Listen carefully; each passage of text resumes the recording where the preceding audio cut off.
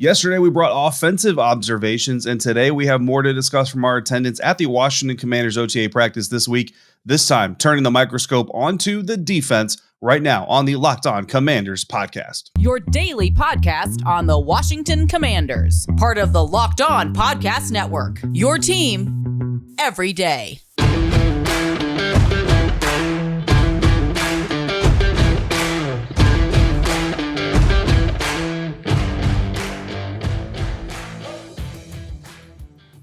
Welcome in, Commanders fans, to the Locked On Commanders podcast, part of the Locked On Podcast Network, your team every day. We are your daily podcast covering the Washington Commanders, and we are free, and we are available on all platforms, and we thank you for making us your first listen or your first view of the day if you are joining us over on YouTube. I am David Harrison, covering the Commanders for Sports Illustrated's Fan Nation, and my co-host Chris Russell, the Rooster, one half of the Russell and Medhurst show on the Team 980. You can find Chris and Pete there Monday through Friday, from 3 to 7 p.m. Eastern or anytime, along with this show on the Audacy app. When we're not there or here, we're on Twitter at DHarrison82, at WrestleMania621, and at LO Commanders. Thanks again for making us your first view or listen of the day. We started our offensive review of the OTA practice available to the media with quarterback Carson Wentz.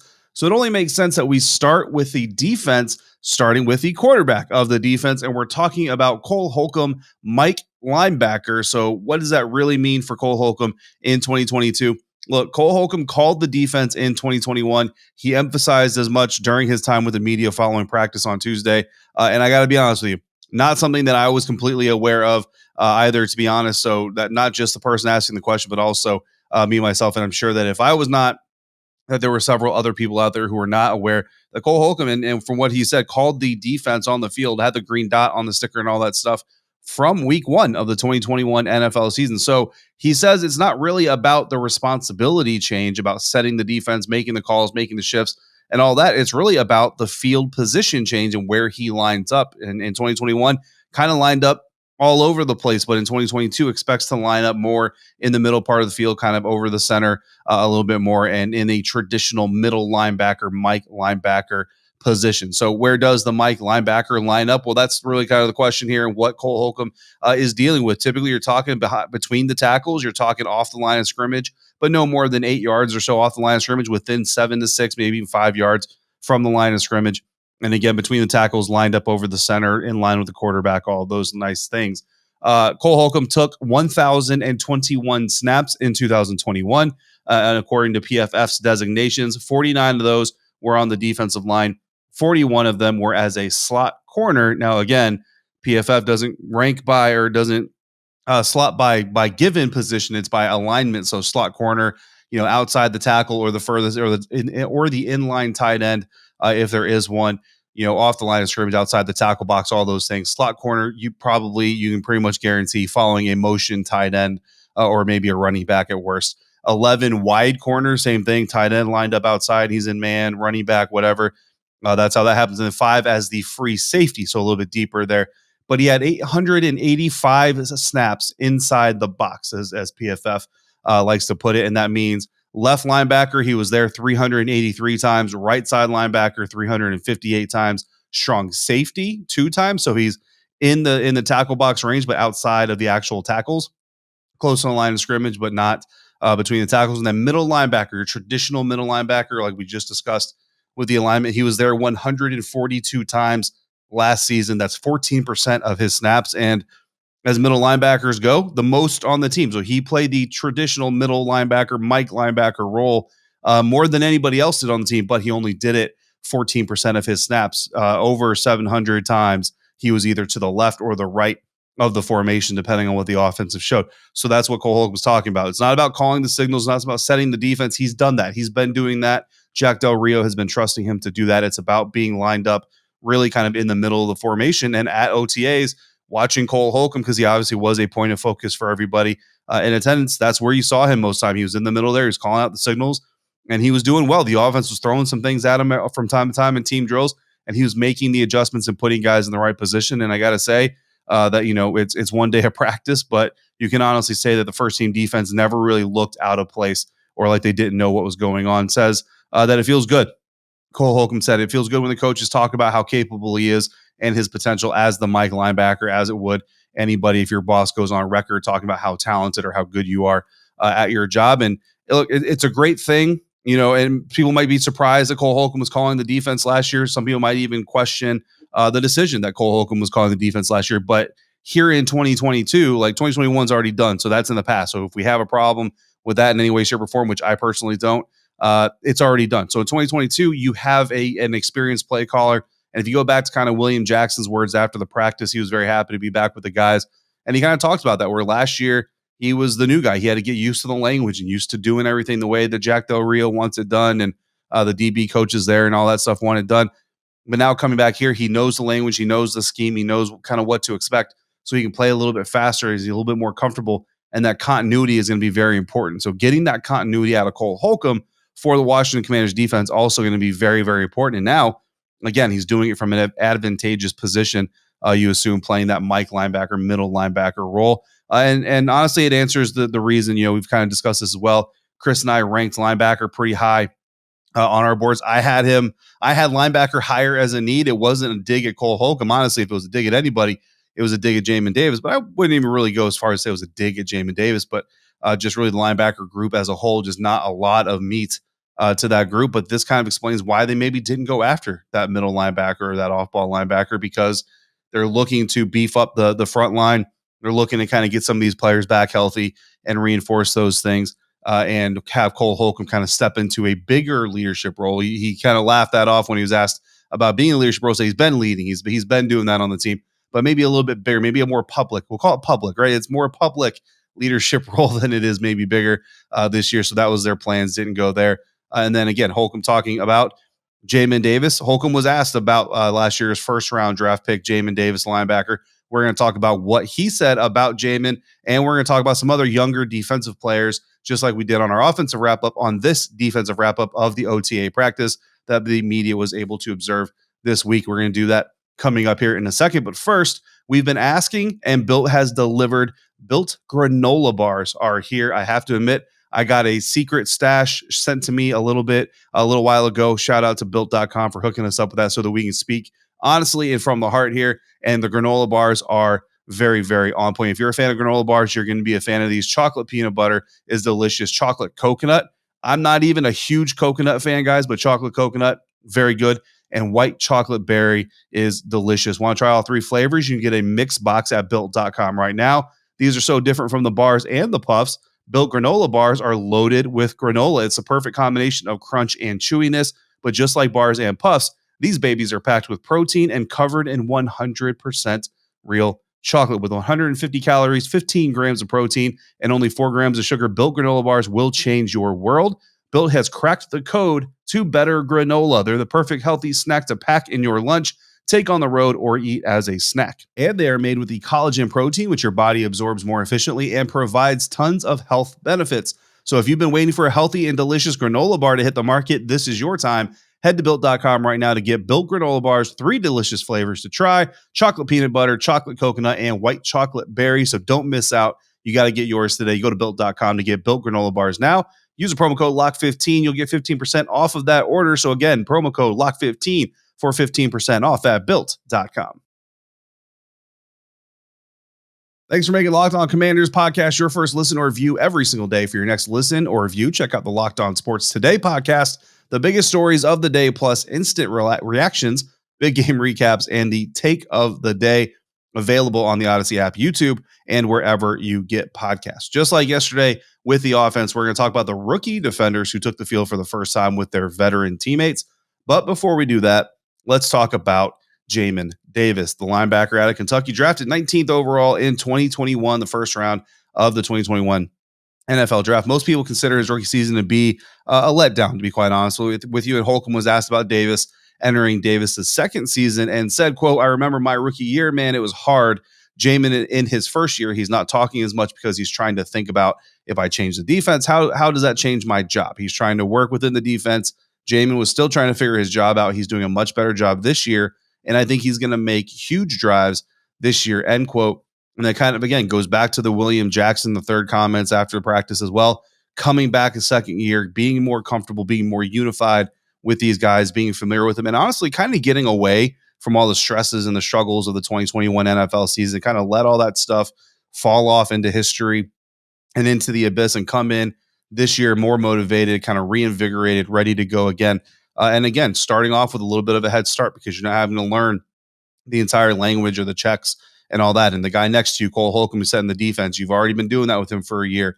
The guy's playing in front of you, Jonathan Allen, you've already been doing that for a year. So all of those things kind of play into what Cole's talking about, where he expects Jamin to kind of take that next step. And I'm sure every Commanders fan would be very excited to see him do so. Now, earlier this offseason, London Fletcher, Washington great, went on 106.7 The Fan and talked about Jamin Davis as well, saying, quote, I thought earlier in the year, Davis wasn't able to use his athleticism because he was thinking too much.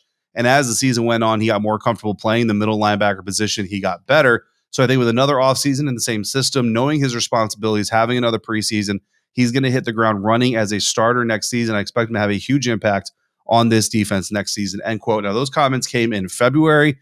Obviously, Cole Holcomb is in there as the middle linebacker, setting the defense. That seems to be pretty solidified. I mean, we'll obviously keep an eye on it during OTAs and then into training camp. But unless something changes, Jamin was on the field with the ones. He was running next to Cole Holcomb, two linebackers on the field most of the time, 4 down linemen and a lot of DBs, that Buffalo nickel that we'll talk about here later. So Jamin does look like he's going to be having a prominent role in the defense, but again, more comfortable, more familiar with the scheme, more familiar with the calls, doesn't have to think about it as much. And like Cole was talking about, can be more communicative and be more confident in what he's doing on the field and hopefully play faster. Again, London Fletcher saying those comments to B. Mitch and JP Finley back in February. So Jamin Davis, I'll be honest with you, he looked faster than I remember him looking, last time that I saw him. So that is, somewhat impressive, or not impressive, but somewhat promising, right? It's the first day, so I have to see if that keeps up. But he was also doing work with the special teams, and I like that. You have a first-round draft pick out there. Kind of remind them, like you haven't carved out a Hall of Fame career yet. You're still kind of earning your way here. You're kind of carving your path, and you saw last year's first-round draft pick, Jamin Davis, on the punt team, playing a little protection, getting some releases, getting downfield. And then you saw this year's first-round draft pick, Jahan Dotson, fielding punts in the rain there. So good to see those first-round picks getting some special teams love and kind of getting a little bit of reminder, not that they necessarily even needed it from an ego standpoint, but just a little bit of reminder, you still have to earn your keep here in the National Football League. Speaking of rookies, defensive young guys, Washington Commanders defensive rookies, to refresh your memory, second round, the Washington Commanders in the 2022 NFL Draft took Alabama defensive lineman Phidarian Mathis, fourth round, Louisiana safety Percy Butler, seventh round, Oklahoma State Christian Holmes. There are some other undrafted guys. There are some tryout guys on the field as well. But going through those guys, Phidarian Mathis, he got the first team reps. He was out there with Jonathan Allen next to him, and kind of touched on it a little bit yesterday, but noticed him lining up next to Jonathan Allen. So as soon as I see Phidarian Mathis there next to Jonathan Allen running with the ones, what does that bring up? Brings up Daron Payne. So I started scanning the field, didn't see him, didn't know why, kind of poked around a little bit, tried to find out why, didn't really get an answer. Come to find out later, Ben Standig of The Athletic with the exclusive drop there of what happened with Daron. We'll talk about that here in a minute. So Phidarian Mathis there running with the ones next to Jonathan Allen in the team drills. Looked pretty good. I mean, look, they're not in pads. They're not hitting, and stuff like that. No contact, all that stuff. So you kind of take what you can get from it. But I will tell you that he looked like a guy who was quick off the line, looked like he knew what he was doing, confident in his moves, maximum effort, all the good things you want to see out of a guy, especially day one in practice. So we'll look forward to seeing him continuing this trend. We'll see how long this situation brews with Daron and the Washington Commanders. But for the time being, Phidarian Mathis getting some valuable reps with the first team defense. In the meantime, safety Percy Butler, saw him on the field several times. Saw him kind of blow an opportunity a couple times, had a chance to kind of read, close on a pass, maybe come up with a play for the defense. Didn't quite come up with it as often as you would want him to, but moved around the field quick. He looked the part of kind of that long, fast defensive back that can play a little bit deeper. So you like what you saw out of them. Christian Holmes, probably one of the best plays of the day, but also one of the biggest mistakes of the day. Broke beautifully on a pass. Can't remember who the quarterback was. It could have been Sam Howell, could have been Taylor Heineke, but Christian Holmes diagnosed the play, read it beautifully, came in for the interception, and you could see him in the air, hands on the ball, and he took his eyes off the ball, man. Started getting ready to run upfield, dropped the thing in the rain. Obviously, he got heckled for that a little bit. Everybody laughed at him. Good experience for the rookie, but a great play. And I mean, that's what you want to see from these rookies, right? Especially day one of practice, see him flash a little bit, see him show a little bit of that talent and why they were drafted in the first place. Christian Holmes certainly flashing on that play, but then also standing out for a little bit of a reason he doesn't want to stand out. So that's our wrap up of the rookies, Jamin Davis as well. Again, our next look at these guys and all of the Washington Commanders defensive players and offensive players will come next Wednesday. So make sure you come back here for our Thursday episode of Locked On Commanders podcast. We'll talk about everything that we saw at our second session of OTAs with the Washington Commanders. Next up, we're going to talk about who was missing the Buffalo nickel and what we hope to see next Wednesday out on the practice field. That coming up in our final segment right here on the Locked On Commanders podcast.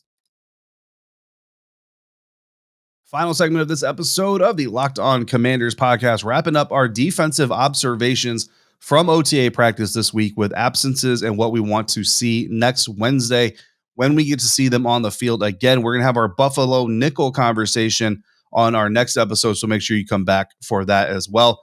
Talking about the players that weren't on the field, Chase Young, Montez Sweat, not on the practice field on Tuesday. Again, we went over the offense on yesterday's episode, so if you want to hear about that, please go back and check that out either in your downloads or if you're on YouTube, just head into our video files and you'll find that episode that published yesterday.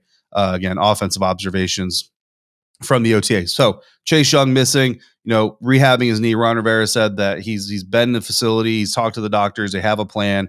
They have a way ahead. He's executing that kind of not necessarily on his own. I assume he's got probably trainers and stuff with him, obviously, helping him get through that. They do hope to see him, soon.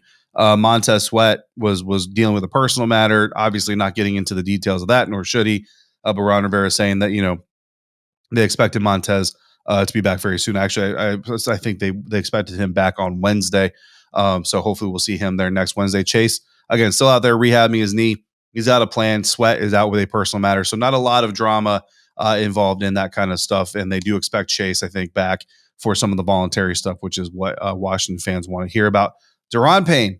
Now, he's the big story of the day, right? Not out on a personal matter, but a contract matter. And again, that according to Ben Standig of The Athletic, who wrote, quote, Washington Commanders defensive tackle Daron Payne walked off the practice field and skipped team drills on Tuesday over his anger with the lack of a new extension entering the fifth and final year of his rookie deal, end quote. Standig obviously wrote more. So if you want to read the entire article, head over to The Athletic. Great work from Ben Standig, as always. But look, I saw Payne early on hitting the sleds. He was out there with Jonathan Allen looking good. A couple of photographers were pointing him out. Hey, he's over there, get his picture, doing all that stuff. But it didn't take long. I kind of mentioned it there in segment 2 to notice that Phidarian Mathis was lining up next to Jonathan Allen in team drills. I actually said something to Darren Haynes, who was standing next to me from WUSA 9, and both of us, we kind of scanned the sideline and said, where is Big Daron Payne? We can't find him. And we never found him. And it turns out, well, because he walked off the field. He left after doing some individual stuff, stretching with the team, hitting the sleds, doing those kinds of things. But when it came to the team portion of the practice session, Daron left the field because of his contract situation. So trades and rumors and speculations, nothing new when you talk about Daron Payne, right? Pretty much all offseason. I mean, towards the end of last season, people were talking about, do you trade him? You had that scuffle between him and Jonathan Allen on the sidelines there during the season that former New York Giants head coach, regrettably decided to try to poke fun at or throw shade at. I don't know what he was doing. Just his team was obviously not in any of a better situation internally, and now he's no longer a head coach. But, you had that whole thing, the effort questions, right? Does he give maximum effort on every single rep? And he's in his fifth year option now, 24 years old. He's making $8.529 million on this last year of his rookie deal. So trade and speculation and all this stuff, not new when you're talking about Daron Payne.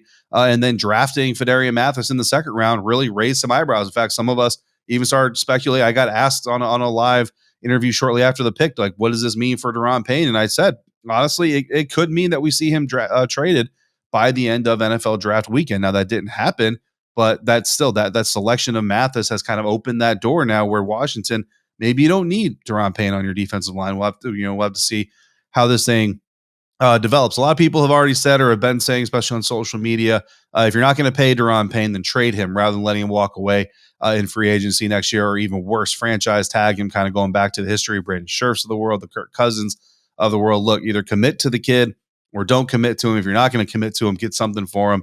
I mean, granted, if he walks away in free agency, gets paid by another team. There's always the possibility of compensatory picks and all that stuff. But Washington fans probably more eager to see if you're going to move on from Daron, do it now and either bring in draft capital for the future. Let's see what Phidarian Mathis has, or bring in other players and contributors to the team, and let's see what we can build around that. We're going to dive more into that story actually tomorrow. I've got some options that I want to break down. I want to get a little bit deeper on the Daron Payne situation, so I don't want to try to cram it here into the last 2 to 5 minutes of today's episode. So we're going to leave the rest of that for tomorrow. For now, let's close with 3 things that we want to see next week when we get another chance to attend OTA practice with the Washington Commanders from the defense. Again, we dropped the 3 things we want to see from the offense on yesterday's episode. So if you're looking for those, head on over and check that out. Before the defense, number 1, I got to be honest, guys, I want more Chris Harris, the Washington Commanders defensive backs coach.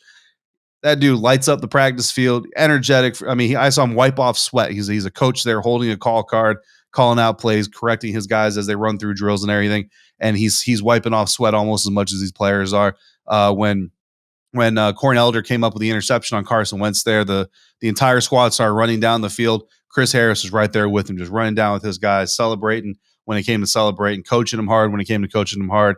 Shout out to Chris Harris, the defensive backs coach there for the Washington Commanders. Huge fan of the energy he brought to the practice field. Wasn't the only one, but he did stand out amongst the crowd. Number 2 thing that we want to see out of the Washington defense next week at OTAs, Montez Sweat. If we can't see Chase Young, probably not expecting to see Chase Young next week. I would like to see Montez Sweat. Is that a personal matter? And again, personal matters are always a little bit tricky. You never know kind of how they're going to turn, how they're going to break, and I don't know exactly what it is that he's dealing with anyway. So, not saying shirk your personal responsibilities and get to practice, you know what I mean? But hopefully whatever is happening, it allows Montez Sweat to be there and be practicing and be competing on the football field. Number 3, more clarity for the Buffalo nickel position. Now, that one, again, just like the Daron Payne situation, we're going to break that down more in tomorrow's episode. So make sure you come back and check that out. I thank you for doing so. And of course, thank you for making this episode of the Locked On Commanders podcast your first listen or your first view every single day. Now make the Locked On NFL podcast your second listen or view every single day as well. Now make the Locked On NFL podcast your second listen or view. The schedule may be dark, but the NFL never stops, and neither does Locked On NFL. Get insights and opinions from hosts including Ross Jackson, Chris Carter, and Tony Wiggins, plus local Locked On NFL hosts repping all 32 squads. There's no offseason for the real fan, so make sure you're subscribed to Locked On NFL on YouTube and wherever you get podcasts. I will be back tomorrow with one more solo episode to wrap up the week, and then Chris and I will be back to start up the week again next Monday. So if you've got reactions to anything we've been discussing related to any other questions or any other topics you want to discuss, send them in to lockedonwashingtoncommanders@gmail.com or call in and be a part of the show by dialing 301-615-3577. For Chris Russell, I'm David Harrison. If you're out and about, please be safe, be kind to one another, and thank you for joining us right here on the Locked On Commanders podcast.